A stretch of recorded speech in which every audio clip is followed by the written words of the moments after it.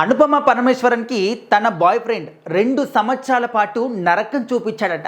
ఇలాంటి జీవితం ఎవ్వరికి కూడా రాకూడదు అనుకునే స్థాయికి అనుపమ గారు వెళ్ళారట.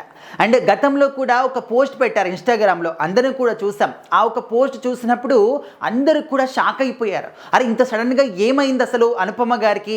పర్సనల్ లైఫ్లో ఏమైనా ఇబ్బందులు వచ్చాయా, లేకపోతే అంటే ప్రేమ విషయంలో ఏమైనా ఇబ్బందులు వచ్చాయా, లేకపోతే పెళ్లి విషయంలో ఇబ్బందులు వచ్చాయా, ఇలా రకరకాలుగా అనుకున్నాం.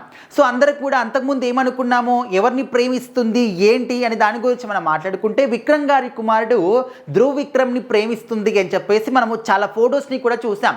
వాళ్ళిద్దరు కూడా నైట్ రైడ్కి వెళ్ళినటువంటి ఆ ఫొటోస్ కావచ్చు, లేకపోతే కలిసి తినడానికి వెళ్ళినప్పుడు ఆ ఫొటోస్ కావచ్చు, వాళ్ళిద్దరు కలిసి ఉన్న ఫొటోస్ని చాలా కూడా చూసాం.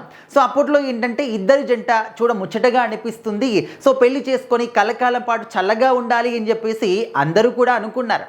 సో అంతలోనే ఏం జరిగింది ఏంటి తెలియదు, కానీ అనుపమ గారు ఉన్నట్టుండి తన యొక్క ఇన్స్టాగ్రామ్ ఖాతాలో ఒక పోస్ట్ పెట్టారు.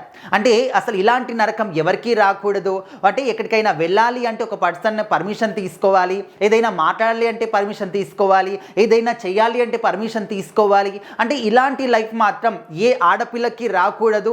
సో ఇలాంటి వాటన్నిటినీ కూడా ఏవైనా ఇబ్బంది పెట్టేటటువంటి ఇలాంటి విషయాలు ఉంటే ఖచ్చితంగా వాటిని దగ్గర చేసుకోవడం కన్నా దూరం చేసుకోవడం చాలా బెటర్. సో ఇప్పుడు నేను ఆ ఒక అంటే బందీఖానా నుంచి బయటికి వచ్చాను, మళ్ళీ ఫ్రీడమ్గా నేను బయట తిరగలుగుతున్నాను, ఒక ఫ్రీ బర్డ్ లాగా అయిపోయాను అని చెప్పేసి కొన్ని ఫొటోస్ని షేర్ చేసింది అనమాట. సో అవి చూసినప్పుడు అందరూ కూడా క్లారిటీ ఏమొచ్చిందంటే, ధ్రువ్ విక్రమ్తోని బ్రేకప్ చెప్పేసుకుంది, మరి రీజన్ ఏంటి అని మాత్రం అందరూ కూడా ఆలోచించారు. అనుపమ గారు రీసెంట్గా ఒక పాడ్కాస్ట్లో పాల్గొన్నప్పుడు ఆ విషయం గురించి అయితే ఇక్కడ మాట్లాడడం జరిగిందనమాట. నేను ఒక పర్సన్ గురించి చెప్తాను కానీ తన పేరు మాత్రం మెన్షన్ చేయను అని చెప్పేసి చెప్పకని అన్ని విషయాలు కూడా చెప్పేసింది అనమాట. అండ్ ఇప్పుడు ఏంటంటే నేను చాలా హ్యాపీగా ఉన్నాను, ఇంతకు ముందు నా లైఫ్ ఏ విధంగా ఉండిందో ఆ లైఫ్ని మళ్ళీ నేను తిరిగి పొందుతున్నాను అని చెప్పేసి కూడా అనుపమ గారు చెప్పడం జరిగింది.